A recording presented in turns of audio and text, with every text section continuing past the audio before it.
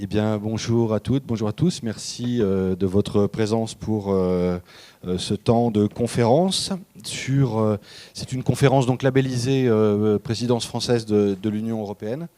Et nous en avions une ce matin déjà sur une Europe protectrice, avec les notions de RGPD, directive Nice, cybersécurité, éthique, et tous ces sujets qui nous tiennent à cœur, nous, Européens, citoyens européens, lorsqu'on parle de la protection de notre vie privée, hein, et donc de la sécurité qui va autour.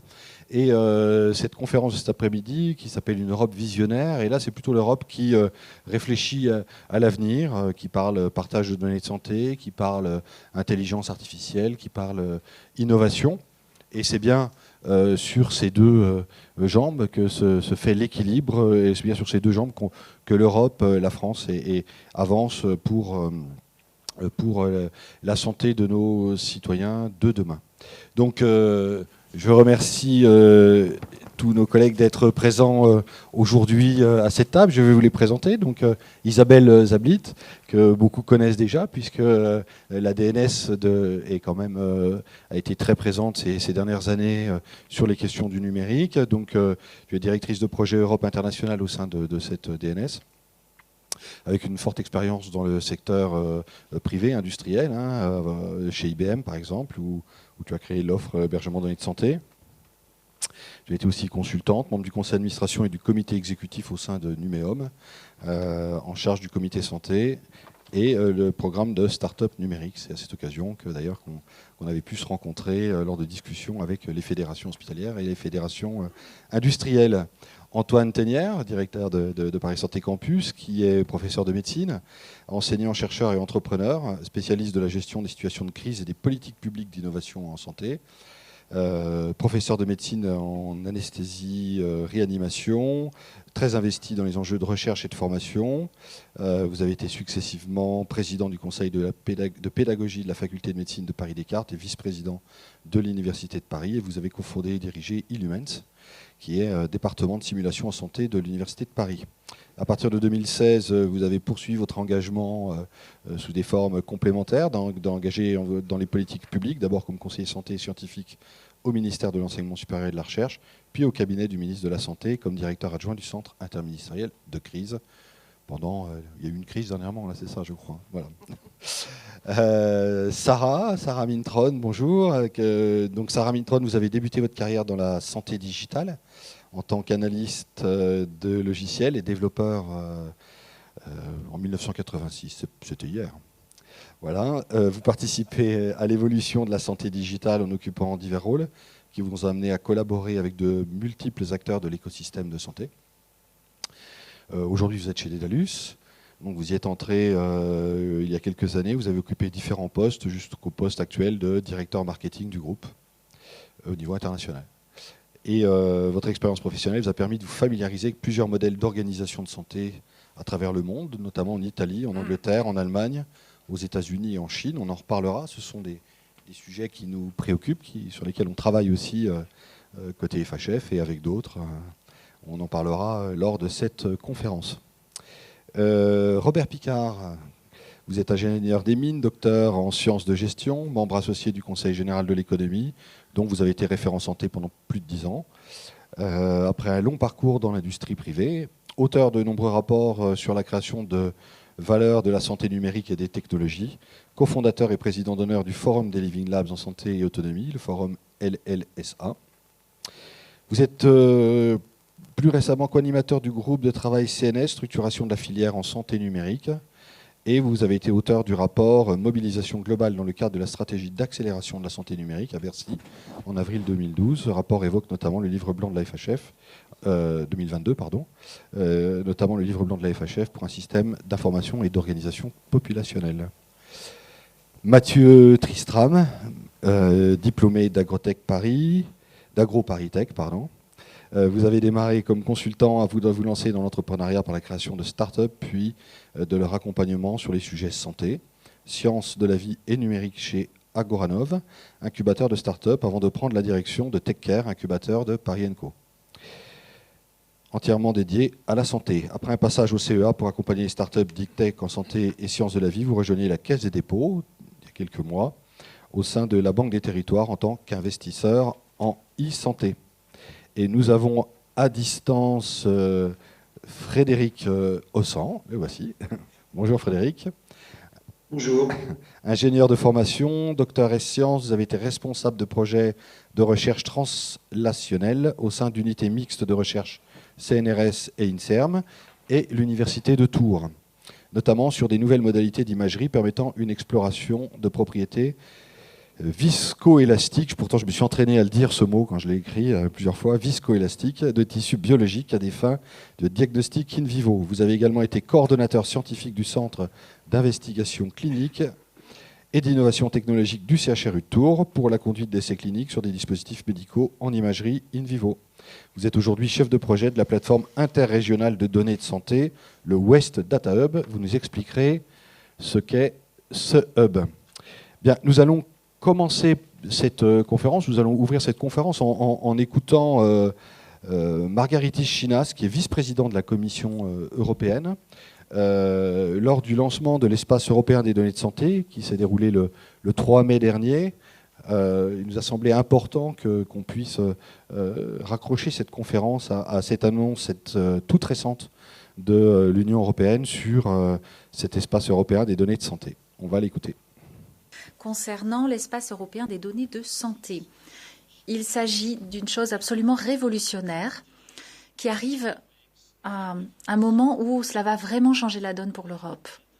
Les données en matière de santé, c'est du pouvoir, synonyme de pouvoir. Et les données en matière de santé, eh bien, c'est tout à fait le sang qui coule dans les veines de notre système de soins de santé.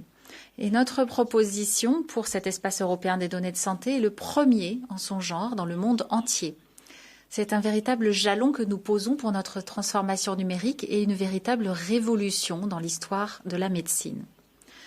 Notre proposition aujourd'hui nous permet de traiter des inégalités en matière de santé, de permettre à tous les Européens d'avoir un accès, un usage et des droits égaux en matière de santé et d'accès aux soins de santé. Cela signifie aussi que plus nous aurons de données de santé et meilleurs encore seront les diagnostics et les traitements dont nous pourrons bénéficier face à des maladies telles que le cancer ou la maladie d'Alzheimer qui actuellement nous mettent au défi. L'objectif et la portée de cette proposition sont évidents. Nous sommes une Union européenne, nous souhaitons mettre en place une banque de données, une base de données européenne d'une grande richesse et nous souhaitons faire le meilleur usage qui soit de ce trésor pour faire en sorte que de nombreuses personnes qui actuellement n'ont pas accès à leurs droits numériques eh bien, puissent en bénéficier. Actuellement, les règles sont différentes d'un État membre à l'autre. Nous sommes confrontés à des situations dans lesquelles des personnes physiques ne peuvent pas bénéficier de traitements innovants du fait de l'absence de données significatives. Il en va de même pour les décideurs politiques. Les normes sont différentes, l'interopérabilité est actuellement limitée et nous avons un certain nombre de problématiques que nous allons tenter de résoudre et vraiment le calendrier n'aurait pu être meilleur que l'annoncer aujourd'hui au lendemain de cette pandémie où nous passons maintenant de la lutte contre l'urgence à la construction d'une véritable Union européenne de la santé.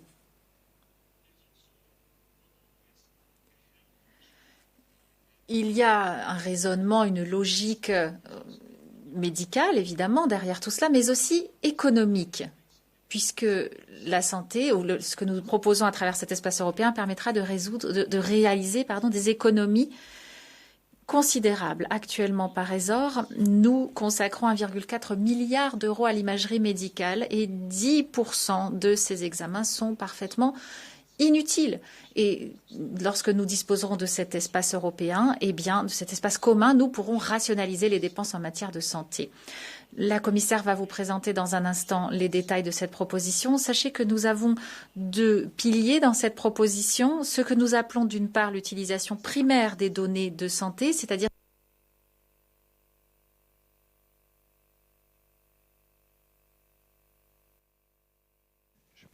Si, ça y est, j'ai retrouvé le micro. Donc voilà, cette annonce est toute récente. Isabelle, donc, on lui a coupé le sifflet juste avant qu'ils nous disent qu'il y avait 2 volets à cet espace européen des données de santé, mais on va en parler justement, on ne voulait pas spoiler le reste de la conférence. Au-delà de la voix qui était, c'est pas la sienne. Hein, j'ai essayé de prendre une voix virile pour compenser. Oui, voilà. Mais qu'est-ce que tu peux nous dire justement sur cet espace européen de données de santé qui est annoncé le 3 mai? De quoi s'agit-il et comment la France est-elle impliquée dans cette évolution majeure? Alors, ce sont des questions. Alors, je vais essayer de répondre de manière un peu organisée. Donc, ce qui s'est passé le 3 mai, c'est que la Commission européenne a en fait dévoilé le projet de règlement pour l'espace européen de données de santé. Alors, on l'attendait, donc c'est pas en soi, je vais dire, une surprise. Et même plus que on l'attendait, c'est que en fait, contrairement à d'autres textes européens qui arrivent, mais dont on ne connaît pas encore toujours la totalité des implications. Ici, on en avait quand même une petite idée, puisqu'en réalité, cet espace européen de données de santé est déjà en construction. Donc là, au moment où on a spoilé, donc ils allaient expliquer qu'il y avait 2 parties. Ils l'appellent d'ailleurs EHDS 1 et EHDS 2. Donc il n'y a pas que la France qui aime les acronymes. Donc c'est European Health Data Space 1 and 2. Le premier, en fait, concerne le parcours de soins du patient. Et le deuxième concerne la réutilisation des données de santé. Donc déjà, en fait, on le voit bien sur le plan national, c'est 2 sujets différents avec des parties prenantes qui sont différentes et des enjeux différents. Alors je vais peut-être traiter l'un et puis l'autre pour que ce soit le plus clair possible. Donc en fait, sur la première partie, c'est celle qui est déjà la plus engagée, en fait. Depuis plusieurs années, et si on remonte, c'est même depuis beaucoup d'années, des experts de l'Union européenne, dont la délégation numérique en santé, se réunissent de manière très régulière, hebdomadaire et même plusieurs fois par semaine pour travailler justement sur les sujets de convergence européenne pour le numérique en santé. Et on voit très bien sur le plan régional, sur le plan national et encore plus sur le plan européen qu'il y a beaucoup d'enjeux là-dedans. Et on avait une problématique qui est liée purement à l'existence de l'Union européenne. C'est la première chose, c'est que la santé n'a pas été identifiée au départ de la construction européenne comme étant un des sujets de la construction. Donc en fait, au départ, l'Europe n'est pas mandatée en fait pour la santé. C'est quelque chose qui est laissé sur le plan national. Et le deuxième sujet qui est un peu antinomique, c'est le fait que le citoyen européen a le droit de circuler dans tout l'espace européen de données de santé et d'avoir accès aux mêmes services que le résident national. Et là, pour la santé, on a un problème, puisqu'en fait, la réalité, c'est qu'on n'est pas du tout en capacité de répondre à ce besoin, puisque vous et moi, si on est pris en charge dans un autre pays, le médecin n'a pas accès à nos données. Si je suis en vacances et que j'ai oublié mes médicaments et que j'ai ma prescription sur moi, je ne peux pas récupérer mes médicaments dans une officine dans un autre État membre. Donc on voit très bien qu'en fait, le chemin en fait, pour répondre à cet enjeu de construction européenne, il n'était pas abouti. Donc tous les travaux ont mené à construire un programme qui s'appelle Ma Santé at UE, My Health at EU. Et on est très fiers parce que la France est effectivement pionnière sur ce programme. C'est un programme que les pays membres jusqu'à présent rejoignent de manière volontaire. Et en juillet 2021, donc c'est tout récent, en France, on a rejoint l'infrastructure. L'Agence du numérique en santé est le point de contact national, le National Contact Point for e-Health, pour la France. Et en fait, qu'est-ce qu'on est en capacité de faire? Alors c'est le début, c'est un démarrage, donc tout n'est pas encore fait. Mais néanmoins, de manière très concrète, un médecin français peut aujourd'hui accéder au résumé patient, ce qu'on appelle le patient summary ou le volet de synthèse médicale plus couramment en France, d'un patient issu des 4 autres pays qui sont connectés, eux, dans le fait qu'ils peuvent envoyer les flux dans l'infrastructure européenne, qui sont le Portugal, Malte, la République tchèque et la Croatie. Donc ça, c'est hyper concret. Un professionnel de santé peut, avec ses identifiants nationaux, accéder à cette infrastructure européenne via un portail qui a été déployé qui s'appelle Césali, et moyennant aussi le fait qu'il a recueilli le consentement du patient, et qu'il a les traits d'identité définis par le patient dans le pays national. Alors, je vous explique tout ça en détail pour vous dire qu'en fait, on n'est pas du tout dans un texte qui est un truc qui va venir plus tard, mais quelque chose qui est méga concret et qui, en fait, répond à 2 enjeux. Un, le patient, il veut être pris en charge dans les meilleures conditions.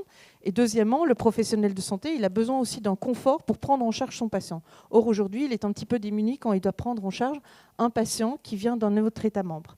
Donc ça, c'est ce premier volet de l'espace européen de données de santé. Et qu'est-ce que le texte apporte? Eh bien, on va passer d'un niveau qui est volontaire à un niveau qui est obligatoire puisqu'un règlement s'applique et s'impose aux États membres. Mais ça, c'est si la négociation aboutit et cette négociation, elle démarre. Voilà. Donc ça, c'est le but de ce premier volet.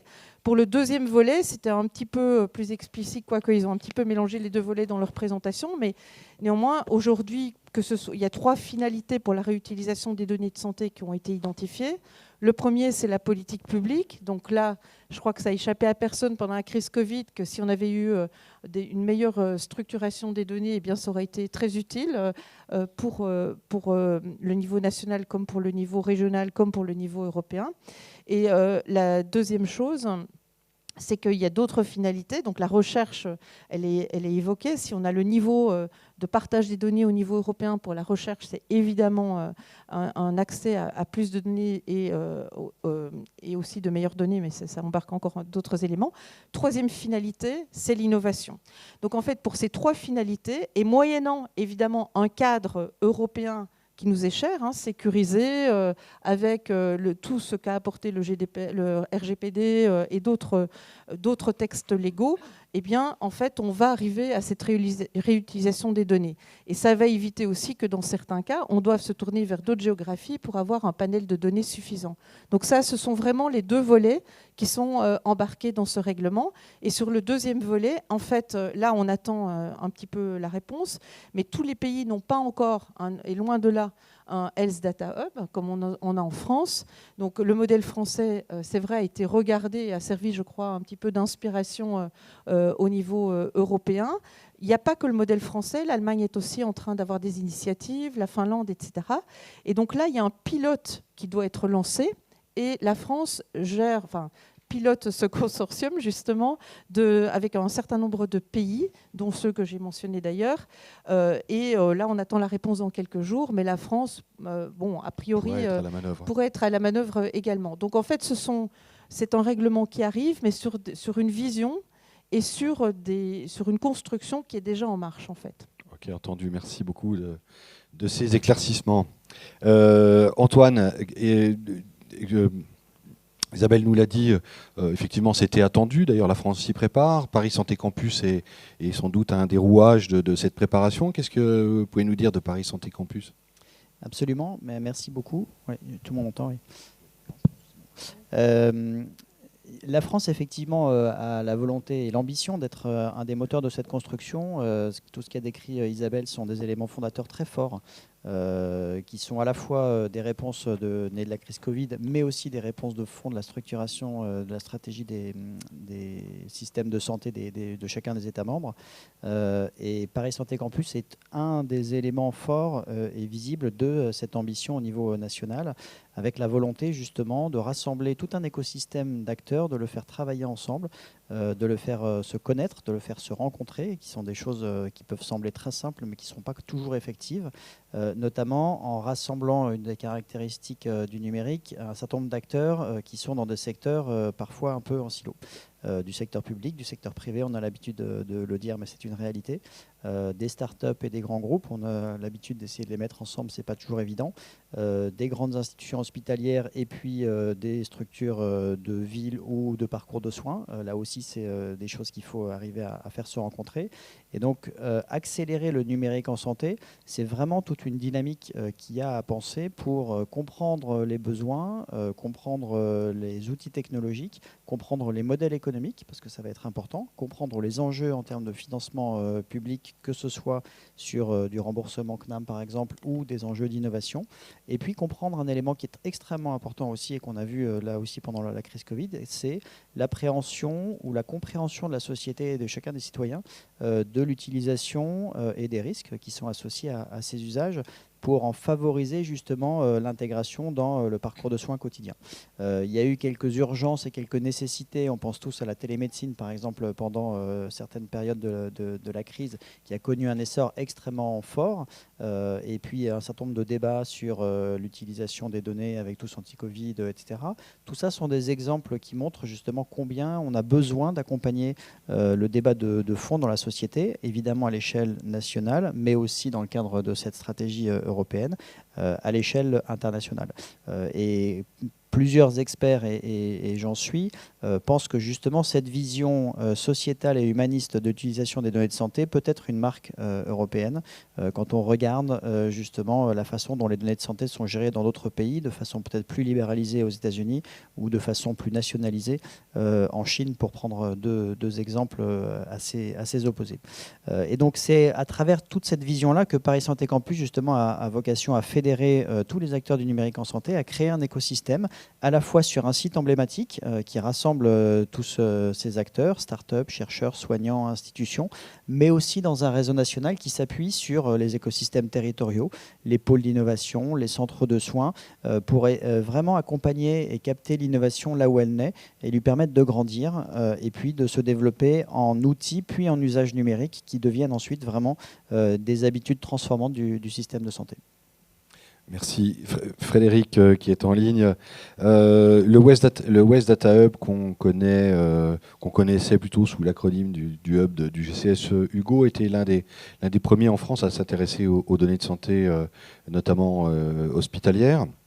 Le professeur Marc Cuggia avait d'ailleurs participé aux travaux d'élaboration du Hulls Data Hub. Pouvez-vous nous dire où vous en êtes aujourd'hui du West Data Hub et est-ce que l'impact est-ce que vous anticipez l'impact de l'espace européen des données de santé sur vos travaux? Oui, merci de me donner l'opportunité d'évoquer le West Data Hub à distance. Je suis désolé de ne pas pouvoir être présent avec vous. Alors peut-être en introduction quelques éléments chronologiques d'abord sur le West Data Hub. Le groupement de coopération sanitaire Hugo porte ce projet de plateforme interrégionale de données massives en santé depuis bientôt 10 ans. C'est donc le fruit d'une collaboration des hôpitaux universitaires du Grand Ouest qui ont fait l'utilisation des données massives en santé une de leurs priorités. Donc la vocation de la plateforme interrégionale, le West Data Hub, c'est de mettre en œuvre des études qui peuvent être de la recherche académique ou portées également par des partenaires industriels dans le cadre d'innovation. Donc études qui nécessitent de recueillir, de mettre en qualité, d'analyser des données de santé de vie réelle. Pour cela, il fédère ce West Data Hub, les entrepôts de données de santé des 5 CHU de l'interrégion, ainsi que celui de l'Institut de cancérologie de l'Ouest. Alors, peut-être juste pour bien situer les différentes étapes qui ont permis la création de ce West Data Hub, je vais donner 4 actions clés. La première, qui est absolument fondamentale, ça a été de créer et d'accompagner les centres de données cliniques au sein des établissements d'Hugo, afin de développer les établissements de santé, les entrepôts de données des établissements de santé de manière homogène, car ce sont vraiment les gisements des données du Grand Ouest issus des activités de soins des hôpitaux. Deuxième action, ça a été de constituer un réseau structurant interrégional des CDC pour mutualiser les compétences, les expertises. L'objectif étant, alors là justement dans la logique des recommandations de l'espace européen des données de santé, de renforcer la qualité des données et leur interopérabilité. Ce sont deux éléments vraiment essentiels pour ensuite faire un travail en commun sur ces données. La troisième action, ça a été de stimuler les usages en mettant en place un appel à projet interne au sein du Grand Ouest, doté de 600 000 € en 2019, et 4 projets internes de recherche ont été lauréats de ces projets. Et puis ça a été également d'être présent dès les projets à l'origine du HDH, qui est les projets structurants du HDH, avec un projet Hugo Cher, dont le responsable scientifique est Marc Cuggia de Rennes, et qui nous permet de travailler en collaboration également avec le HDH. Et puis je dirais la quatrième action, c'est la création d'une infrastructure d'hébergement des données. Donc c'est l'action finale finalement, hébergement des données pour les projets menés sur le West Data Hub. Alors c'est l'infrastructure d'hébergement qui est hébergée par le CHU de Nantes et qui est opérationnelle depuis la fin 2021. Donc aujourd'hui le Data Hub finalement c'est la première plateforme interrégionale de données de santé opérationnelle en France, qui n'est pas dans une logique, c'est important de souligner, pas dans une logique centralisatrice des données, puisque seules les données utiles à un projet sont exportées vers l'infrastructure et présentes dans une bulle sécurisée uniquement pendant la durée du projet, d'où cette notion de plateforme interrégionale et non pas d'entrepôt interrégional. Bon, aujourd'hui, c'est un gisement assez exceptionnel de données issues de 5 millions de patients des établissements du territoire avec un catalogue de données commun.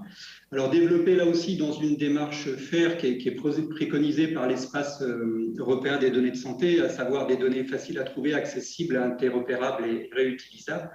Donc, on dispose pour ces 6 établissements, 6 entrepôts, et donc pour la plateforme, les données PMSI, les prescriptions, administration de médicaments, les examens de biologie, et puis des données non structurées, les comptes rendus cliniques, qui nécessitent pour les exploiter, bien évidemment, de mettre des outils, notamment à base de traitement automatique du langage naturel et donc d'intelligence artificielle pour certains d'entre eux. Et c'est un catalogue dynamique qui s'enrichit continuellement avec de nouvelles données. Peut-être d'un point de vue structurel et gouvernance, c'est une plateforme qui s'appuie, puisqu'elle est fonctionnelle, sur des éléments vraiment structurels. Alors, j'ai parlé de l'infrastructure d'hébergement. Je ne vais pas la détailler, mais j'attire juste l'attention sur le fait qu'une attention particulière est portée à la sécurisation des données et au respect des droits des personnes sur cette plateforme, bien évidemment.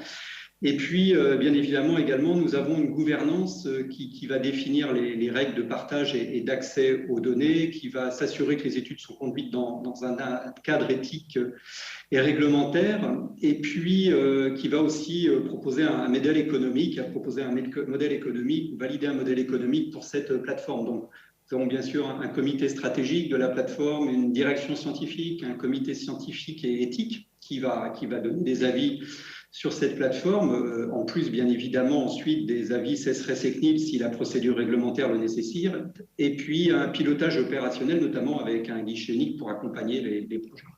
Donc la plateforme aujourd'hui accueille 4 projets de recherche académique qui ont eu une autorisation CNIL fin 2021, donc issus de notre appel à projet interne. Et puis, on a actuellement plusieurs projets en phase d'instruction, que ce soit des projets portés par des chercheurs académiques ou externes ou internes à Hugo, et également par des industriels. Enfin, peut-être pour ne pas être trop long, je dirais que c'est d'un modèle de hub interrégional hospitalier qui s'exporte, puisque avec le GCS Hugo, les réseaux du Nord-Ouest, le G4 et le réseau Grand Est coopèrent activement et adoptent des stratégies similaires à celles mises en place pour le West Data Hub, en les adaptant bien sûr à leurs propres organisations. Entendu, merci. On voit que vous êtes quand même très avancé et c'est quand même plutôt une belle opportunité pour nous, pour la France, de s'inscrire dans cette logique et même d'être fer de lance. Robert, en termes d'action, vous êtes vous aussi porteur d'un dispositif de filière, en fait, d'organisation d'un comité de filière. Est-ce que vous pouvez nous en dire plus sur ce collectif ? Oui, alors, on m'entend là, c'est bon ? Oui. En fait, l'initiative de ce collectif, l'origine, elle vient d'une décision prise à l'occasion d'une réunion de la Commission nationale du numérique en santé, montée par la délégation par la DNS, qui a lancé un groupe de travail dont la vocation était de réfléchir à la structuration de la filière du numérique en santé. C'est ça l'origine. Ce groupe a travaillé un certain temps, pendant environ 18 mois. Il a vu se rassembler autour de la table, en pleine période Covid, d'ailleurs à distance, une représentation extrêmement large des acteurs. Il y avait des hôpitaux, certes, il y avait aussi des organismes de recherche, des représentants des institutions, des professionnels de santé, des associations de patients, des hôpitaux. Voilà. Et ce collectif a réfléchi aux freins du développement du numérique en santé, parce qu'il y a beaucoup de projets, beaucoup d'intentions, beaucoup d'initiatives, mais force est de constater que on aimerait, disons, que ça aille plus vite, que ça réponde mieux aux besoins, qu'il y ait plus d'entreprises qui trouvent des modèles économiques dans le numérique en santé. Donc cette préoccupation a été confirmée au travers de 2 enquêtes. Enfin, les raisons ont été identifiées. Au passage, d'ailleurs, ces enquêtes ont montré, alors peut-être que les choses ont beaucoup changé depuis, mais qu'un nombre significatif, beaucoup trop élevé malheureusement, interpellait le rôle de l'Europe, ne comprenait pas nécessairement en quoi l'action européenne avait une influence. C'était une source de préoccupation. Alors je crois qu'on s'en occupe. Je crois que là encore, la dynamique européenne autour de la crise Covid a montré de manière plus claire peut-être que l'Europe avait un rôle à jouer. Mais enfin, tout n'est peut-être pas dit sur le sujet. Alors, dans les éléments qui freinent le développement du numérique, il y en a 3 principaux. Enfin, on les a regroupés en 3 domaines. Le premier qui a été cité, c'est celui de la nécessité d'une circulation maîtrisée des données. Donc les 2 termes sont un peu antinomiques. Circulation parce que les données ne prennent pas de valeur quand elles restent dans un coffre et qu'on s'assoit dessus, mais maîtrisée parce qu'en effet, il ne s'agit pas que les données aillent n'importe où, faire n'importe quoi. Et je pense que l'annonce européenne est justement une occasion de montrer qu'on a besoin de cet engagement et de cette référence européenne pour obtenir ce résultat. Le deuxième élément qui est important et qui explique pourquoi cette filière, ce groupe filière continue son activité, c'est qu'on constate des tensions entre les acteurs.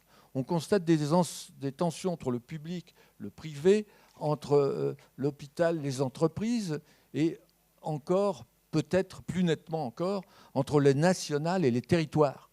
Les territoires revendiquant une compréhension des problématiques qui leur sont propres et souhaitant pouvoir, certes, s'inscrire dans les référentiels nationaux et internationaux, mais disposer d'une marge de manœuvre pour s'occuper de leur population. Et puis, le dernier point, donc, sur ce deuxième point, la formule magique, c'est le numérique ne se décrète pas. Donc, il faut une appropriation par le citoyen, et on l'a dit, mais également par les collectivités locales, par les professionnels de santé de première ligne. Et puis, le troisième élément de frein, c'est la question économique. C'est-à-dire que les acteurs observent et se réjouissent de l'abondance de la contribution publique au développement du secteur, mais ils savent très très bien que le développement durable de solutions numériques dans le système de santé suppose que les entreprises trouvent des modèles économiques et donc qu'on fasse la preuve de l'efficience de la santé. Et c'est pour cela que ce groupe de travail, avant qu'il ne devienne la filière, a exprimé un intérêt tout particulier pour l'approche de responsabilité populationnelle qui consiste justement à chercher à la fois une qualité des soins, des résultats en termes de santé publique et des résultats économiques. Le groupe de travail s'est doté d'une gouvernance pluridisciplinaire avec à sa tête un représentant des territoires, un élu vice-président d'un conseil régional, un représentant de la santé, en l'occurrence un PUPH, et puis un représentant des technologies de l'industrie, en l'occurrence le responsable de la stratégie d'un grand groupe français. La complexité du sujet est telle que sans un regard aiguisé, compétent dans ces 3 domaines, on risque de créer des tensions et de ne pas y arriver. Dernier point que je voudrais évoquer, c'est qu'est-ce que ce groupe, filière santé numérique, tel est son nom actuellement, ambitionne de faire. Il s'inscrit sur les axes innover, transformer et promouvoir. Sur la partie innovation, je rappelle la double définition d'innovation.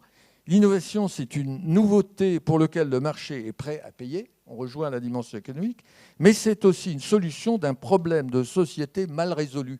Et on peut peut-être...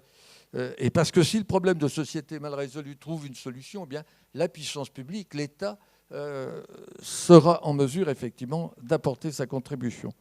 Donc, la responsabilité populationnelle est un élément clé du coup de l'innovation au sens de la filière. Le deuxième élément, c'est la transformation. Et la transformation s'obtient par le développement d'un langage et d'outils communs aux différents territoires et aux différents acteurs au sein de ces territoires. Alors ces outils, ce langage et ces outils communs, ce sont bien entendu les référentiels normatifs et les exigences, mais ce sont aussi les éléments d'analyse de valeur, les succès obtenus, les solutions, bref, le partage d'expériences, la fertilisation croisée des expériences. Et il convient absolument que les territoires se parlent entre eux.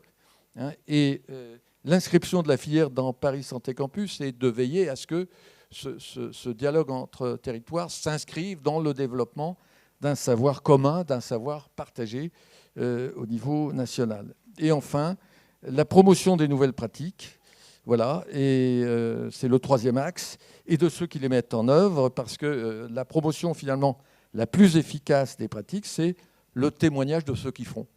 Absolument. Merci beaucoup. On y voit plus clair sur les travaux que vous pilotez et les attentes des différents représentants. Donc il y a beaucoup de choses. On entend territoire, on entend innovation, on entend sous forme un peu de synthèse responsabilité populationnelle. Donc Sarah, merci déjà d'avoir fait le déplacement depuis l'Italie pour cette table ronde.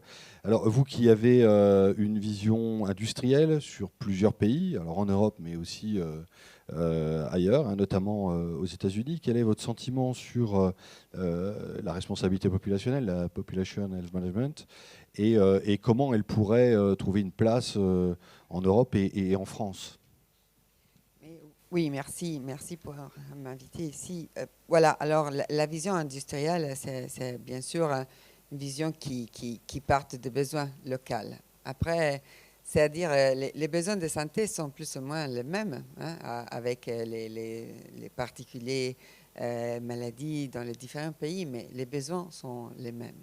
Ce sont les systèmes de santé qui sont très différents, des systèmes qui sont plus ou moins basés au niveau public, avec des différences entre les différents pays, des systèmes qui sont totalement basés sur les assurances. Donc ça, vraiment, pour nous, c'est important. Et la valeur que nous voulons apporter au marché, c'est d'apporter des expériences différentes qui viennent de différents pays, de différentes organisations pour aider à trouver les bons modèles qui marchent dans les spécifiques pays. Donc, deux expériences que je veux partager avec vous sur le sujet de responsabilité populationnelle.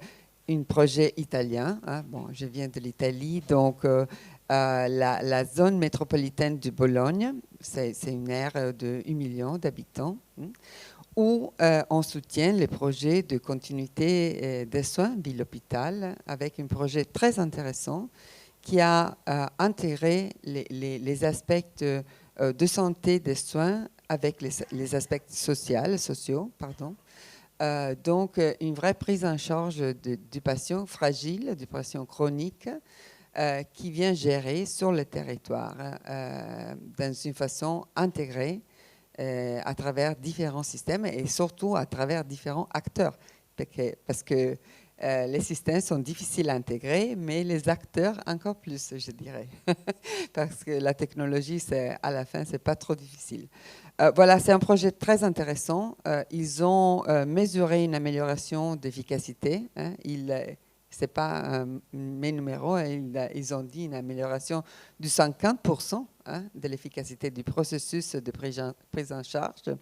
Et ils ont estimé une réduction de coûts de 10 millions d'euros par an. Donc, c'est quelque chose de vraiment important. Le deuxième projet qui j'aime beaucoup, parce que c'est un sujet aujourd'hui très important, vient de l'Angleterre, le North Staffordshire NHS Trust, qui a lancé un projet qui s'occupe de la santé mentale des adolescents et des enfants. Il a lancé un projet exactement pour intégrer les différents systèmes qui sont impliqués pour gérer cette typologie des soins. Donc là, c'est un projet assez important, compliqué, qui intègre les systèmes de santé, mais même les systèmes des écoles qui sont sur le territoire. Et ils ont donné la possibilité à les adolescents, à les enfants, de passer d'une prise en charge pour les premiers entretiens professionnels de quelques semaines à quelques jours. Et vous comprenez comment c'est important de donner une première réponse professionnelle avec un entretien professionnel à des besoins qui sont très difficiles à être manifestés. Donc ça, c'est un projet très important pour nous. Et c'est un autre exemple, parce que quand nous parlons des responsabilités populationnelles, ce n'est pas seulement que les patients chroniques, c'est même toute la partie de santé mentale qui, on sait bien, pendant ces 2 ans de pandémie, a très touché tout le monde, mais en particulier, je crois, les adolescents et les enfants. Même en France, hein, nous avons pas mal des sujets, donc on est en train de soutenir 2 clients. Un, c'est le CH Détroit, et le deuxième, c'est le GHT Aube Cézanne, qui c'est même un des projets pilotes des FHF sur ce contexte-là. Absolument, merci beaucoup. Sarah, Mathieu, on voit qu'on parle de data, on parle de confiance, on parle de territoire. Comment un établissement public financier comme la Banque des Territoires, donc d'envergure nationale, peut-elle jouer un rôle pour rapprocher les grands projets, les grandes orientations européennes et justement ce besoin de proximité qui ressort des échanges tant avec les patients qu'avec les professionnels de santé? Oui, c'est une bonne question. Merci Cyril. Alors, on joue déjà un rôle au niveau de la Caisse des dépôts, au niveau européen, sur ces sujets-là. Au même titre que nos homologues italiens, espagnols, polonais, on est impliqué au niveau européen. Alors, chez nous, c'est une direction qui s'appelle la direction, je crois, des relations internationales. Il y a un autre I, mais je ne sais plus ce qu'il veut dire. Alors, je demande à mes collègues institutionnels, tout à fait. Merci beaucoup, Isabelle. Je suis à la Caisse des dépôts depuis très peu de temps. Mais donc qui s'occupe notamment de ces sujets européens et notamment les sujets de data, par exemple. Alors pas uniquement de la santé, évidemment, on a des enjeux qui sont plus larges. Ici, on est là pour parler de santé, mais on a des enjeux plus larges que la santé. Et on intervient sur ces sujets-là au même titre que nos homologues. Donc on agit.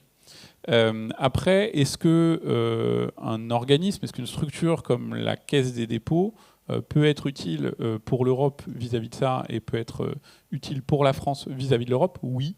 Je reviens juste un peu en arrière pour ceux qui se rappellent de l'histoire, ça fait quand même un certain nombre de temps qu'on existe, mais à l'origine, la Caisse des dépôts a été créée pour mettre en place un tiers de confiance entre l'État et les Français. Au moment où il n'y avait plus d'argent dans les caisses de l'État et que l'État voulait en récupérer et que du coup il a dit il faut qu'on mette un tiers de confiance pour que les Français ne pensent pas qu'on va prendre de l'argent et on va le dépenser. Ce qui était une approche intelligente à l'époque, et ça s'est plutôt bien passé. Et du coup, on voit bien dans ces enjeux européens que la notion de tiers de confiance, et je dis la Caisse des dépôts c'est un exemple, les fédérations au niveau national peuvent être un exemple, les ministères, ces éléments-là peuvent amener des éléments, ou des structures comme Paris Santé Campus, même à d'autres échelles, peuvent jouer le rôle de tiers de confiance dans des écosystèmes différents pour aider à comprendre la politique européenne et son application dans les différents pays. Et Robert l'a présenté, c'est quand même un enjeu pour les différents acteurs que de comprendre quelle est l'influence de l'Europe sur les enjeux nationaux. Donc on a ce rôle de tiers de confiance qui est possible. Après, sur la notion de territoire, oui, je pense qu'il y a des choses à apprendre de nos pratiques, Caisse des dépôts, au même titre que d'autres de nos homologues, au bénéfice des enjeux européens qui sont en train d'être traités aujourd'hui. Moi, je fais partie, tu l'as dit, d'une structure qui s'appelle la Banque des Territoires. Ça parle de territoire. Ça a été créé en 2018, ça porte un des 5 métiers de la Caisse des dépôts. Et l'idée à la base de ça, c'était comment est-ce qu'on rassemble l'ensemble des expertises pour les mettre à disposition d'un territoire pour répondre à ces problématiques spécifiques, tout en ayant la capacité à remonter ces problématiques au niveau des autres territoires, au niveau du national, pour pouvoir avoir une approche de partage, une approche de complémentarité, etc. Ça, c'est au cœur de ce qu'est la Banque des Territoires. Et aujourd'hui, on est présent dans 16 régions, on a 37 entités territoriales qui sont présentes un peu partout, en France et dans les DOM-TOM également. Ça, c'est un premier niveau. Si on se repose sur la question de la gestion populationnelle de la santé, ou le PHM, en anglais, comme tu l'as dit, Populational Health Management. On est sur une approche territoriale, qu'il s'agisse d'un territoire régional, qu'il s'agisse d'une nation, qu'il s'agisse d'un territoire de collectivité ou autre chose, en France, aux États-Unis, à l'étranger, on est sur une approche territoriale. Pourquoi ? Parce que dans ces systèmes-là, on a besoin de comprendre qui sont les patients, quels sont leurs besoins, on a besoin de comprendre quelles sont les ressources qu'on est capable de mettre en face, de mobiliser, comment est-ce qu'on met en place tout un écosystème pour répondre au mieux à ces éléments-là. Et bien ça, c'est exactement ce qu'on fait, nous, au quotidien, sur les métiers de la Banque des Territoires, auprès des territoires. Et donc, on peut transposer ces modèles-là, on peut partager ces approches-là, on peut même imaginer que la France peut être considérée comme un territoire de l'Europe, au même titre que les autres pays d'États membres, les autres États membres. Et donc, on a sans doute ce genre de choses à partager comprendre les enjeux et les problématiques locales, les transversaliser au niveau des autres territoires, remonter au niveau national et redescendre un certain nombre d'informations. Et notamment, si on n'a pas la capacité à traiter un besoin d'une typologie de patient donné au niveau d'un territoire parce que les ressources ne le permettent pas, comprendre quelles sont les approches des autres territoires et les ressources et pouvoir mettre en place les systèmes qui vont bien là-dessus, ça, c'est ce qu'on peut permettre de faire. Je pense que la meilleure analogie pour comprendre ça, c'est ce qu'on appelle l'apprentissage fédéré en intelligence artificielle, donc le federated learning, qui en gros est lié du fait que on a un algorithme qui va fournir un service en se basant sur de la donnée. Dans un certain nombre de cas, les organismes qui vont l'utiliser vont demander à ce que l'algorithme soit restreint à leur usage et restreint à leur périmètre. Ce qu'on appelle dans les hôpitaux, par exemple, le on-premise, sur site. On ne veut pas que l'algorithme sorte les données du site et les résultats du site. Et donc, comment ont approché le problème les géants de la tech et même les tout petits? Ils se sont dit, il faut que chaque algorithme qui va utiliser les données en local, il va apprendre sur un jeu qui est très spécifique, qui va permettre de répondre à des problématiques très très précises du territoire. Et par exemple, un algorithme qui aiderait à accompagner les patients dans leur maladie, quelle qu'elle soit, mettons que ça soit généraliste, il y a certaines régions où il y a des prévalences de cancer qui sont plus importantes que dans d'autres régions. Donc le même algorithme déployé dans ces régions-là ne va pas fournir les mêmes résultats que dans d'autres régions. Il y a une spécificité locale. Et du coup, comment ensuite on remonte ces différents algorithmes qui ont appris, qui ont évolué, pour faire apprendre un algorithme maître qui, lui, va apprendre de tous ces algorithmes et de toutes ces données pour redescendre l'information et servir un meilleur service à l'ensemble des territoires. C'est un peu la même chose. Et je pense qu'on peut apprendre de cette démarche au niveau européen, notamment dans la perspective de cette gestion populationnelle de la santé, qui est un des enjeux très forts dans les années à venir. Merci. Frédéric, à distance, je ne sais pas s'il nous entend encore. Je pose quand même la question, on verra. Oui. Donc au mois de novembre, nous recevions au précédent Santé Expo Stéphanie Combe, la directrice du Health Hub, et lors de cet échange, on a réévoqué la notion des hubs locaux qui était présente dans le rapport qui avait conduit à la création du hub. Locaux ou territoriaux, bon, le problème c'est que ce sont des mots derrière lesquels on peut mettre différentes choses. Pour vous, selon votre expérience, très opérationnelle, vous nous l'avez démontré tout à l'heure, quelle est la bonne échelle pour travailler sur les données de santé et pourquoi? Alors, ce qu'on peut peut-être dire pour préciser un peu cette notion de traitement de données, c'est que en fait, l'exploitation de données massives au cœur de l'hôpital s'inscrit dans le système ça a déjà été évoqué, mais c'est peut-être bien de le repréciser, dans le système de santé dit apprenant, qui est un système circulaire qui repose tout d'abord, on l'a vu sur l'exploitation du potentiel des données de santé issues du soin, dans les établissements notamment, puis sur les apports méthodologiques pour en extraire d'abord des informations et puis ensuite des connaissances avec une interprétation clinique notamment. Et puis, au final, puisque c'est l'objectif final de ces études, c'est d'utiliser ces connaissances pour améliorer les soins et les services aux patients et à la population. Et on peut dire aujourd'hui que la mise en place d'une telle stratégie autour de l'exploitation des données massives en santé devient même un critère de maturité et d'excellence dans un hôpital moderne. Donc, pour nous, l'échelon hospitalier est vraiment essentiel, non pas, comme parfois on peut le dire, comme seul producteur de données, mais aussi comme agrégateur de compétences cliniques, de compétences en recherche, en système d'information, sur les aspects réglementaires. Donc, pour valoriser ces données de santé, dans de la recherche transstationnelle notamment, en étant vraiment au plus près des patients, c'est ce qui va caractériser cet échelon hospitalier. Et puis, et là, ça a déjà été évoqué, mais c'est important de l'évoquer aussi pour ces établissements de santé, c'est en s'insérant dans un écosystème d'innovation territoriale notamment. Et ça, c'est vraiment un point important qui permet finalement de faire travailler des structures et des personnes avec des compétences vraiment complémentaires. Donc, à l'échelon supérieur et notamment à l'échelon interrégional, c'est le cas du West Data Hub, On a donc vocation, nous, on l'a dit, j'ai dit, à fédérer ces établissements de données de santé hospitaliers dans une logique d'accompagnement de leur développement, de mutualisation des compétences et des expertises. Ça nous semble vraiment essentiel. Et ça, c'est vraiment dans l'optique de structuration des entrepôts et de leur fédération. Mais aussi l'échelon interrégional, bien évidemment, permet d'avoir un volume d'établissements et donc une masse critique de données qui permettent des études qui ne sont pas pertinentes à l'échelle d'un seul établissement. Notamment des études en épidémiologie qui demandent à évaluer, par exemple, la prévalence de certaines pathologies et des facteurs associés pour mettre en place des parcours de soins ad hoc. C'est le cas de 3 projets sur 4 là, qui sont actuellement en cours sur notre plateforme interrégionale, donc des études en épidémiologie qui sont vraiment pertinentes à cette échelle interrégionale, plus qu'à l'échelle d'un seul établissement. Des analyses de parcours de soins, par exemple, en sous-groupe de patients qui nécessitent au départ d'avoir effectivement un nombre de patients élevé pour mener ces études. Puis également pour des études portant sur des maladies rares qui, par définition, ne peuvent, au niveau des établissements, ne disposer que peu de patients. Et donc là aussi, l'échelle interrégionale est tout à fait pertinente. Et c'est notamment le cas pour un des 4 projets actuellement en cours sur notre plateforme. Il traite du diagnostic de maladies rares et de leur prise en charge.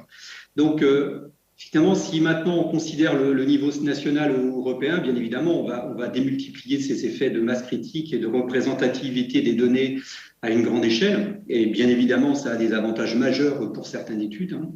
Mais il nous semble absolument nécessaire pour ces échelons de travailler dans une logique de co-développement et de co-construction avec les entrepôts de santé des établissements.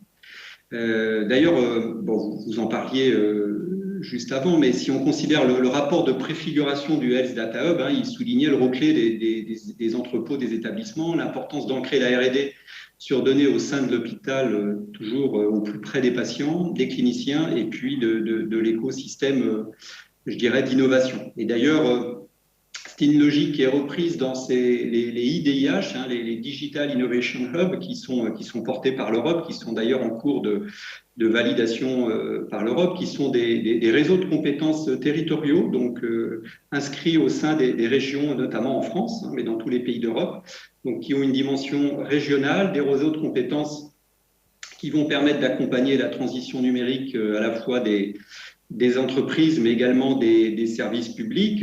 Alors, le Health Data Hub fait partie de deux IDIH des régions Bretagne et Pays de la Loire.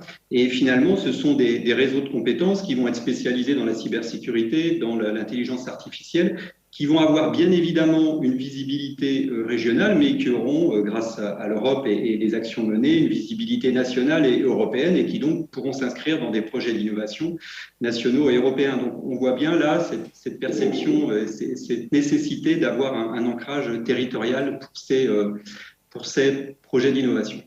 Bon, tous les niveaux donc ont leur pertinence pour traiter les données, si je reviens un peu à la question initiale. Même si pour le traitement amont, je dirais, c'est-à-dire la mise en qualité, l'interopérabilité des données, bon, c'est vraiment le niveau local qui est tout à fait pertinent. Mais je dirais pour les niveaux nationaux européens, la priorité, nous semble-t-il, c'est de mettre en place vraiment une réelle co-construction, alors qui se ferait avec une plateforme technologique, comme c'est le cas, centrale pour gérer l'accès et le traitement aux données, des grandes collections de données, comme par exemple les données du SNDS actuellement. Mais également une co-construction avec les plateformes thématiques en cancérologie, en génomique, comme c'est sans doute en cours actuellement. Et puis également une co-construction avec les plateformes territoriales, dans le rôle, on l'a vu, est de fédérer les établissements de santé et leurs entrepôts. On pourrait aussi reformuler pour ces échelons interrégionaux, nationaux et européens les choses peut-être un peu différemment, en disant que finalement, ils doivent déconcentrer le plus possible les moyens au plus près des acteurs, alors les acteurs cliniciens, chercheurs et patients, et de l'écosystème d'innovation. Et puis, donc, déconcentrer le plus possible les moyens et mutualiser autant que nécessaire, finalement, afin d'assurer une convergence des dispositifs techniques et puis organisationnels. Merci beaucoup de cette réponse. Donc, Isabelle, on voit bien, on a commencé avec l'Europe, on parle du pays, ça nous parle encore, les régions, l'interrégion, on situe à peu près le niveau local, mais du coup, comment comment un État tel que la France, au milieu de l'Europe, peut traiter ce genre de sujet qui, c'est le grand écart entre l'Europe et le niveau local, et comment le traiter, et surtout comment accompagner les acteurs et comment mettre tout le monde en dynamique pour que les choses démarrent et fonctionnent. Alors, d'abord, il faut s'y investir. Donc, je sais déjà le premier niveau de réponse, c'est évident. Je voudrais quand même dire une chose, c'est que dans la conception, ce ne sont pas des niveaux qui sont forcément antinomiques, mais qui sont justement complémentaires. Donc, quand on parle d'une vision européenne, c'est une vision qui est co-construite quand même avec l'ensemble des États membres, même si le texte lui-même, c'est la Commission qui le propose, et puis après, il passe dans une négociation donc, qui va démarrer dans quelques jours. Mais en tout cas, cette vision-là, elle est quand même... chacun des pays apporte un petit peu sa pierre à l'édifice, d'où le fait que je dise qu'il faut y s'investir. Donc, premièrement, je pense qu'il y a un élément essentiel dans cette co-construction, c'est qu'en fait, on a besoin de ce niveau européen. Donc c'est ce que j'ai essayé de vous dire tout à l'heure. La deuxième chose, c'est qu'on a besoin de ce niveau européen, mais pas à n'importe quelle condition. On a une vision extrêmement humaniste justement de ce que l'on veut. Et pour préparer justement cet espace européen de données de santé, dans le cadre de la présidence française de l'Union européenne, on a souhaité justement formaliser quelque chose qui nous semblait essentiel et même un prérequis, qui était d'avoir des principes éthiques pour le numérique en santé au niveau européen, c'est-à-dire un socle de valeurs partagées sur lequel on va pouvoir construire le futur espace européen de données de santé. Donc ça, c'est un deuxième point majeur. Troisième élément aussi, et il ne faut pas l'oublier, c'est que nous sommes dans un pays très centralisé quand même. En tout cas, on a un système de santé qui est national, qui est partagé, avec des déclinaisons locales, certes, mais un système qui est national. Dans un grand nombre de pays européens, il y a un système de santé qui est régional. D'accord ?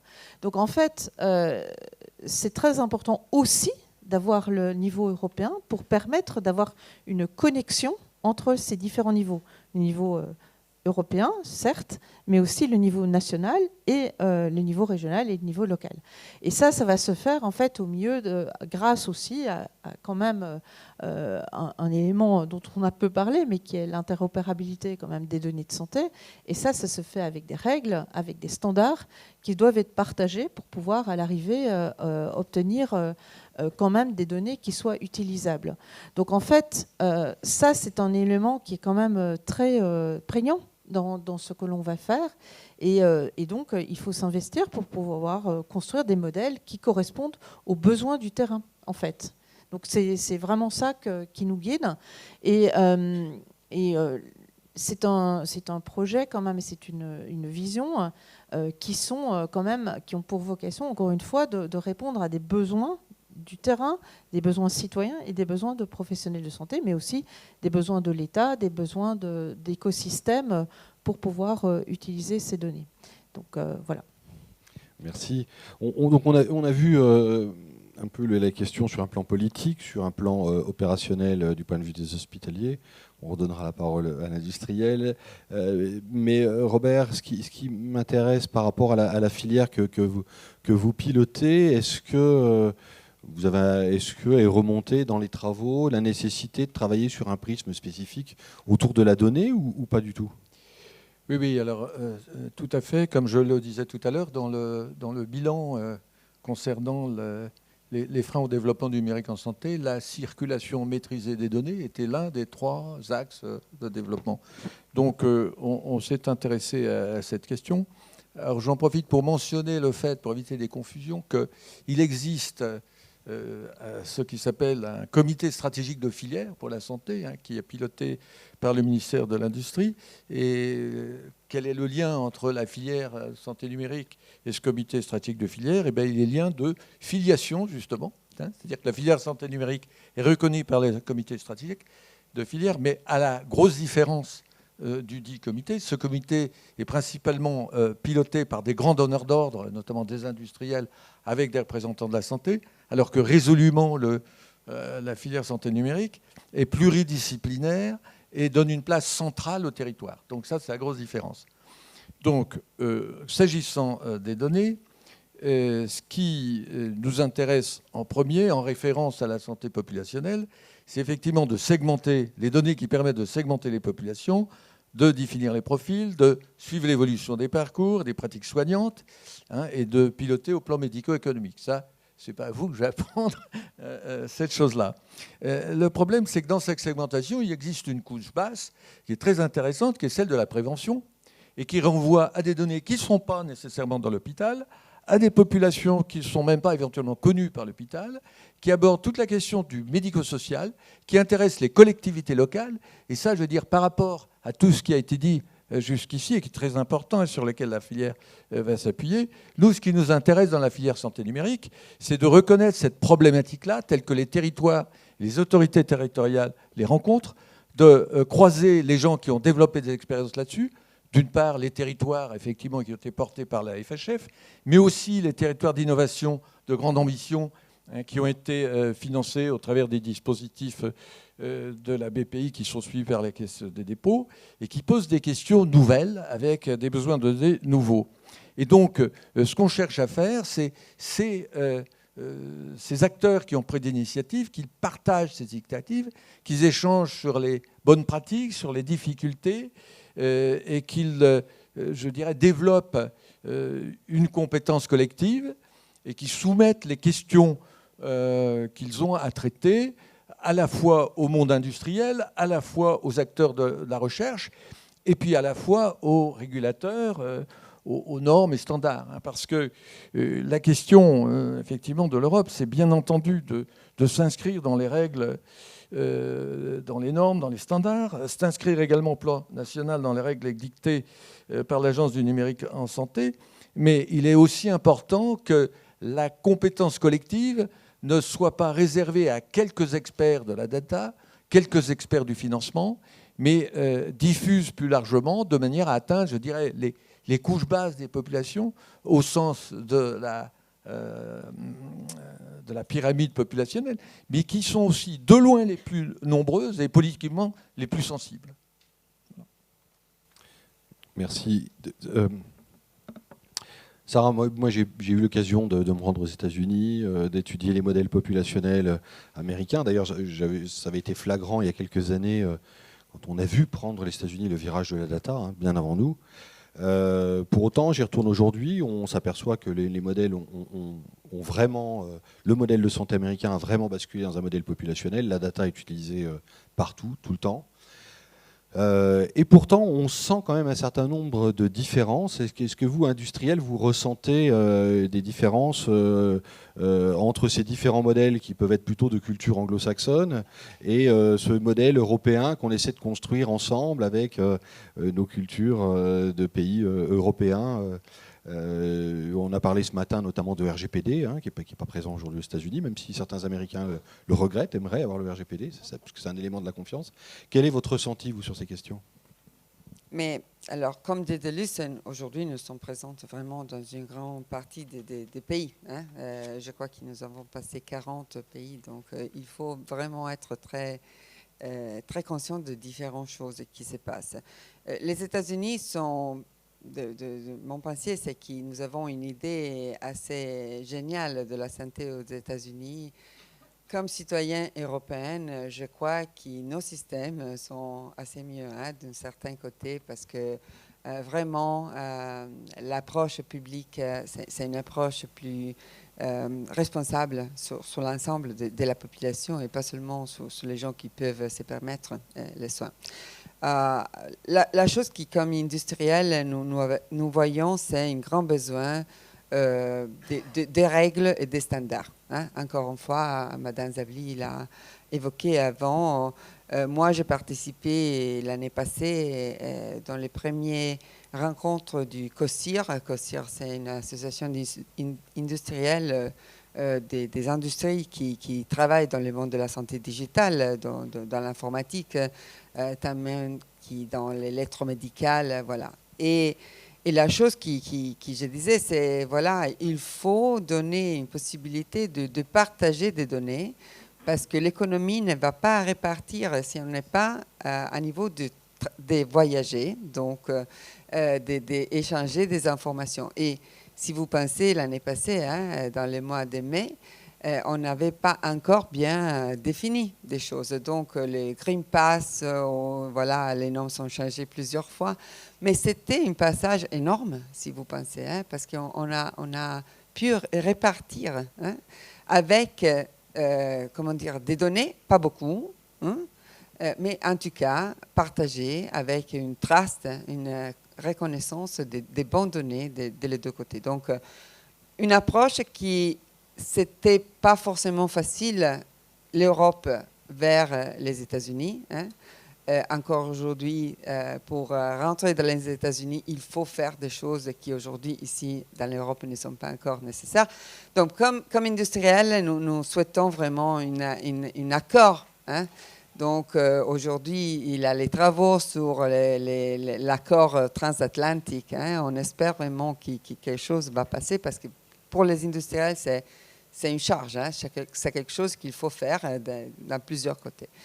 Comme Daedalus, nous sommes très engagés sur ça dans les différents pays. Au niveau européen, je viens d'arriver de Bruxelles, et notamment hier, il y avait l'Assemblée générale d'Ecosir. C'est pour les industriels une place très importante parce que nous avons la possibilité de donner notre expertise, notre coin d'expertise, même sur le Health Data Space. On a collaboré sur ça. On est encore en train de collaborer sur les plusieurs actes qu'ils ont maintenant dans les bouillons. Donc, c'est très important. Et encore une fois, rejoindre les mondes de l'interopérabilité, c'est l'autre sujet absolument important pour Daedalus primordial. On est parti avec les activités sur le standard, je ne me rappelle même plus quand. Aujourd'hui, on est un des grands contributeurs de la partie FHIR, mais bien même sur les parties plutôt terminologiques, donc l'OMOP et des autres choses. Ça, c'est vraiment important. On ne peut pas arriver à une Europe, comme a dit Mme Zabli, qui partage, où les citoyens peuvent se déplacer en tranquillité. Donc, moi, je viens de l'Italie. Je viens d'une chirurgie sur mon genou. J'espère que tout ça passe bien, mais si j'ai un petit souci, bon voilà, qu'est-ce que j'ai fait? Je n'ai pas mes médicaments, je n'ai pas mon médecin. Il n'y a pas le patient summary. Bon, le patient summary, je crois qu'il y a au moins 15 ans qu'on parle de patient summary, peut-être même quelque chose en plus. Et voilà, c'est mettre d'accord au niveau européen surtout, mais même avec une vision sur les autres grands pays pour avoir une patient summary partagée au niveau mondial. Peut-être c'est un rêve, mais j'espère vraiment ça. Bien sûr, oui. Isabelle, prolonge sur le patient summary. Je voudrais simplement dire que donc c'est des sujets qui sont tellement importants, qui sont pris aussi en charge par bien d'autres instances, et notamment le G7 et le G20. Lors de la déclaration d'Oxford le 4 juin 2021, les 7 pays du G7 se sont engagés sur la mise en œuvre de l'International Patient Summary. Donc pour dire jusqu'où ça remonte, voilà, dans les instances. Donc voilà. Entendu, merci. Mathieu, nous, FHF, on est porteurs Sarah l'a dit tout à l'heure, d'une expérimentation sur 5 territoires sur la responsabilité populationnelle. Donc on voit bien le lien très local avec des outils des pays comme on a l'habitude, qui évoluent doucement, à leur rythme, etc. Et pourtant, Sarah vient de dire, pour nous, industriels, l'important, c'est qu'on puisse aller beaucoup plus vite sur les questions de définition de ce qu'est l'interopérabilité, des formats d'échange, etc. C'est important pour les industriels. On s'aperçoit aussi au niveau local que c'est aussi très important parce que pour faire parfois parler deux applications qui sont dans le même établissement, on s'en sort toujours à peu près, mais un peu distantes, c'est plus compliqué, etc. Est-ce que la vision de la Banque des territoires, elle est intéressante de ce point de vue, puisqu'il y avait quand même une vieille culture franco-française un peu protectionniste, bien avant l'Europe, d'avoir des formats qu'on défendait, etc. Mais est-ce qu'aujourd'hui, on peut défendre finalement des formats internationaux tout en défendant une industrie française et européenne? Alors, c'est une question complexe dont la réponse est en fait oui et non. Je ne fais pas une réponse de Normand, mais c'est un très beau territoire. Mais en gros, il y a différents sujets. Aller vers l'interopérabilité, oui. Y aller vite, oui. Y aller trop vite, non. Pour plein de raisons, ça pose un certain nombre de problèmes que je vais élaborer. Avoir des formats qui sont ouverts, bien sûr, c'est intéressant. C'est intéressant parce que ça permet à différents acteurs de s'emparer de ces formats et d'en tirer une valeur supplémentaire. La France est assez active sur le sujet. Elle a mis en place la stratégie d'accélération en santé numérique, dont le Ségur, et qui porte notamment ces enjeux d'interopérabilité. Ça, c'est une bonne chose. Il y a plein d'argent qui a été mis sur la table. C'est vachement bien. Il y a plein d'argent, et notamment parce qu'on va financer des acteurs, notamment comme Dédalus, par exemple, pour faciliter et accélérer cette transition. Parce qu'aujourd'hui, historiquement, il y a des formats propriétaires. Donc il y a des business models de tous ces acteurs du logiciel historique qui reposent sur la création de connecteurs, le fait de les faire payer aux hôpitaux. Tu en sais quelque chose en tant qu'ancien DSI d'un hôpital. C'est un vrai business model. Et là, on dit on va les payer pour que, oui, ils vont perdre des sous dans le fait d'ouvrir les formats, mais on va tous y gagner sur la finalité. Et c'est vrai. Complètement d'accord. Ça, c'est vachement bien. Du coup, ça va permettre quoi? Si on facilite l'interconnexion de n'importe quel acteur à n'importe quel système dans la santé. Ça va permettre notamment à des petits acteurs, par exemple des startups, des PME, qui ont une proposition de valeur importante, qui étaient auparavant peut-être freinés par la structuration même dont fonctionnait la donnée, la santé et les hôpitaux, qui étaient parfois eux-mêmes bloqués par les propres accords qu'ils avaient avec différents logiciels. Et c'est pas forcément malin, c'est juste un état de fait. Ça va leur permettre notamment d'accéder plus vite et plus efficacement à cette donnée. Super, vachement bien. Ça veut dire qu'ils vont pouvoir prendre cette donnée, l'exploiter, la faire tourner, en tirer une valeur qui va servir normalement le patient, l'hôpital, la collectivité, etc. et qu'on va réinjecter dans le système, puisqu'on va rendre le résultat de cette analyse, on va rajouter de la donnée aussi vis-à-vis de la connaissance du patient, vis-à-vis de ses problématiques de soins, etc. Super bien. Mais ce qui est vrai pour une entreprise française, c'est vrai aussi pour une entreprise européenne. C'est vrai aussi pour une entreprise étrangère. Est-ce que c'est ce qu'on veut? Je prends Cerner, un des concurrents historiques de Dédalus. Entreprise de SIH, pour ceux qui ne le connaissent pas, qui est partie de France, qui a quitté la France en termes de marché il y a quelques années. Depuis, ils ont été rachetés par Oracle, sur une somme astronomique à plusieurs milliards de dollars. 28 milliards de dollars. Voilà. C'est un gros moyen. Ce n'est pas le niveau de capitalisation de Dédalus, sauf si je me trompe. Pas encore. Voilà. C'est tout le mal que je te souhaite, Sarah Louisa. Je prends Epic, qui est le premier leader mondial, vraiment le premier acteur du SIH au niveau mondial. Ces acteurs-là, demain, ils arrivent en France. Là où historiquement, ils ne pouvaient pas venir parce que le marché était effectivement un peu protégé par sa structuration historique. Appelons-la comme ça m'évitera de donner un jugement de valeur dessus. Et est-ce que c'est ce qu'on veut? C'est une vraie question, hein.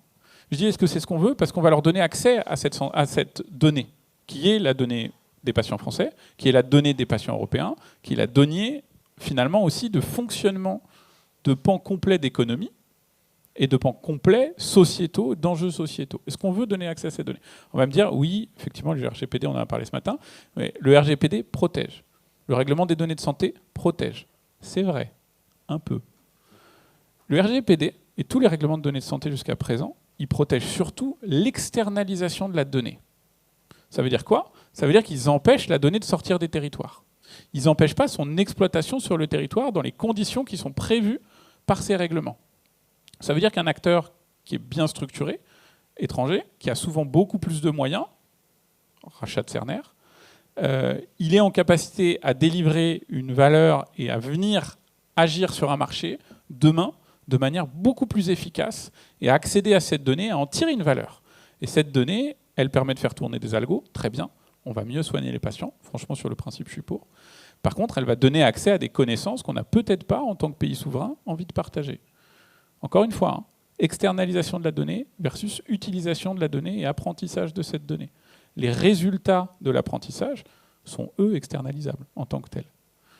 Et donc, c'est une vraie question. Donc, on doit se poser cette question-là, d'autant plus si on va vers des modèles de gestion populationnelle qui ont d'autant plus d'importance là-dessus. Et donc, c'est dans ce sens-là où j'ai ma réponse de Normand. Y aller, oui. Y aller trop vite, non. Parce que si on ne prend pas en compte ce sujet-là, si on ne considère pas les enjeux sous-jacents, ça veut dire qu'on va mal préparer nos acteurs européens à l'arrivée d'une concurrence massive, souvent mieux préparée. Et je parlais des États-Unis, mais c'est vrai de la Chine, c'est vrai de la Russie, c'est vrai de l'Israël, c'est vrai du Brésil, c'est vrai de partout, sur nos territoires, avec des enjeux qui dépassent les enjeux de données et les enjeux du soin, et qui sont des enjeux de société et des enjeux de souveraineté. Et donc, du coup, il faut qu'on réfléchisse aussi à comment on outille nos propres acteurs, idéalement ceux qui sont européens. Alors, je me retourne vers toi, mais Dédalus est un acteur européen d'envergure internationale.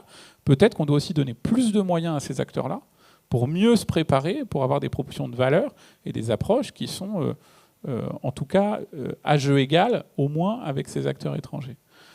Donc, on doit avoir une approche, en fait, sur ces sujets-là d'interopérabilité, pas seulement de données en tant que telles, mais on doit considérer une approche de marché européen si on veut faire les choses correctement. Isabelle, vous rajoutez un mot? Alors, ce sont des enjeux vraiment très importants, d'où l'importance aussi, si je dézoome sur le plan national, d'avoir une vision d'État-plateforme qui est celle défendue par la DNS pour justement renforcer la place de l'État là-dedans. On a souvent évoqué le fait qu'il y avait une réglementation qui était compliquée en santé, etc. Donc il faut aussi, moi j'ajouterais à ça, le fait qu'il faut à la fois simplifier, mais aussi renforcer à certains moments la réglementation. Alors ça, on le fait sur le plan national, mais on le fait aussi sur le plan européen, puisque ça ne vous a pas échappé qu'il y a un certain nombre de nouveaux cadres juridiques qui sont actuellement en instruction. Donc il faut le faire aux deux niveaux.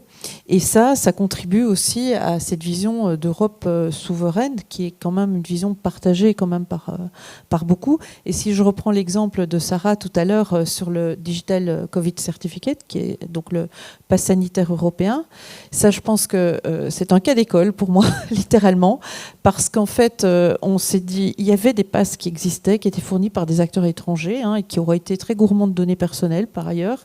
Et l'Europe en fait a dit, ben non, ça ne nous correspond pas. Et en fait, on est reparti d'une page blanche et on a dit, ben voilà, il faut un pass sanitaire qui soit éthique, sur lequel il n'y ait pas de transmission de données personnelles, donc une architecture décentralisée, et uniquement un partage de clés d'authentification entre les pays. Donc ça a repermis le voyage. C'est vrai, quand on part aux États-Unis, c'est le gros choc parce qu'on se retrouve avec son paquet de papier à la frontière et ça, on n'a plus l'habitude en Europe. Et en fait, c'est une grande fierté aussi parce qu'on en a fait un standard international.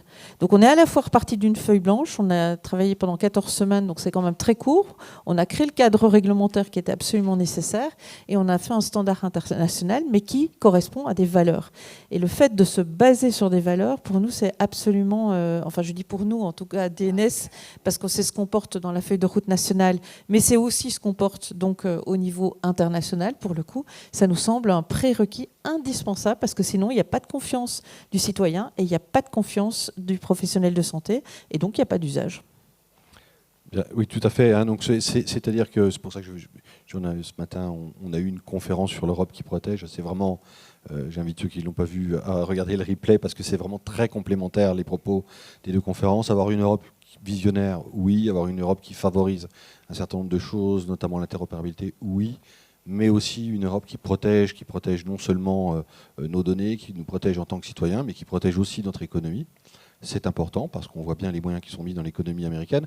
On n'a volontairement pas parlé d'argent lors de cette conférence, mais c'est vrai quand même aussi que les Américains consacrent beaucoup plus d'argent au numérique en santé et à la santé d'ailleurs, mais que nous. Et quand tu parlais d'un acteur comme Epic, aujourd'hui ne regarde encore même pas la France parce qu'il considère que financièrement, de toute façon, on n'aurait même pas les moyens de s'offrir le projet. Je vois que ça fait réagir Robert. Non, je n'allais pas réagir sur la question des financements. Enfin, je crois que tout ce qui a été dit est très juste, mais il me semble que c'est important de parler aussi, et ce n'est pas forcément une protection, ça peut être au contraire une proposition de valeur, c'est quelles sont nos pratiques européennes, comment fait-on la médecine Europe, quelle est la relation du professionnel avec le patient quand le patient est informé, quand il a de la donnée. Et c'est pour ça que la DNS, fort justement, met en avant la question de la formation.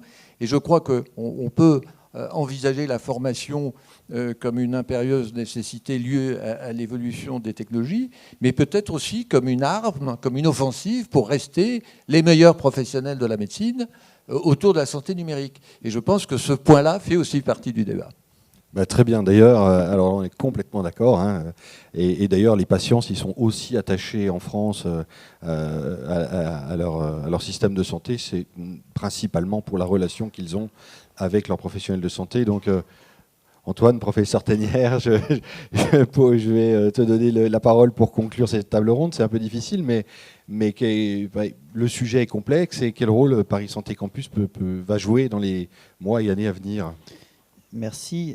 Paris Santé Campus a vocation, je l'ai dit tout à l'heure, à être fédérateur et catalyseur. Et c'est vraiment l'accompagnement de tous ces enjeux et toutes ces stratégies qu'on a discuté aujourd'hui que nous avons vocation à dynamiser à travers justement le rassemblement de tous les acteurs.